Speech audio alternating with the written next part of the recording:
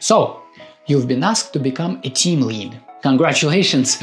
Or should I say condolences? Is this a real promotion or just more work with the same paycheck? Let's break it down so you can decide if leading a team is your dream or a slow descent into madness. Alright, first things first. What even is a team lead? You're not quite the manager, but you're also not just another developer anymore. You're somewhere in the middle. Kind of like an older sibling, except instead of stealing your toys, your team now steals your time with endless questions. What's your job? To keep the projects on track, to help teammates solve problems, and most importantly, to make sure that no one deploys a fix that breaks production at 5 p.m. on Friday. Let's look at the pros. Why becoming a team lead is worth it. So first, more influence and impact. Want a say in technical decisions? As a team lead, your voice now actually matters. No more screaming into the void when someone suggests rewriting everything in a new framework every week. Second, career growth and better pay. Well, hopefully better pay. This is a stepping stone to bigger things, such as management, architecture, maybe even becoming a CTO. Or at least it will give you a fancier LinkedIn title. Third, learning leadership skills. You will develop essential skills like communication, mentoring, decision-making. Basically, all the things that developers love to avoid in favor of keyboard smashing. Yeah. Fourth, less repetitive work. Are you tired of writing the same API calls for the 100th time? Leading a team means solving bigger, more interesting problems. And finally, more recognition and visibility. You will work closely with upper management, and that can help your career, or it will just give you a front row seat to the chaos of corporate decision-making. Now, let's look at the bad part. Why you may hate becoming a team lead. There will be less time for coding.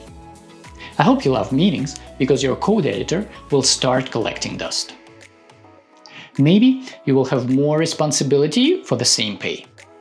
Some companies hand you more work and call it a growth opportunity instead of giving you an actual raise. Yeah, happens sometimes, most of the time actually, yeah. You will have to deal with people problems.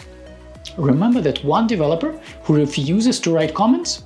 Yeah, now it's your job to make them care. Good luck. You will be under pressure from both sides. Developers complain to you and management complains to you. But who do you get to complain to? That's right, only to your dog. And while it seems like you are in charge, success is not in your control. Imagine, you do everything right. The team gels, the code is beautiful, and the management are happy. But then, your main developer rage quits in the middle of the project. Well, it's a problem that you did not ask for, right? So, let's sum it up. Who should and who shouldn't become a team lead? You should consider it if you enjoy mentoring and helping others grow. You are comfortable making decisions, even when half the team disagrees with you, yeah? You actually want to move towards management or leadership. On the other side, when team leadership is not for you. So, you love coding too much. You love it so much that you cannot give it up. You don't enjoy meetings. You hate conflict resolution. You don't want any part of negotiations.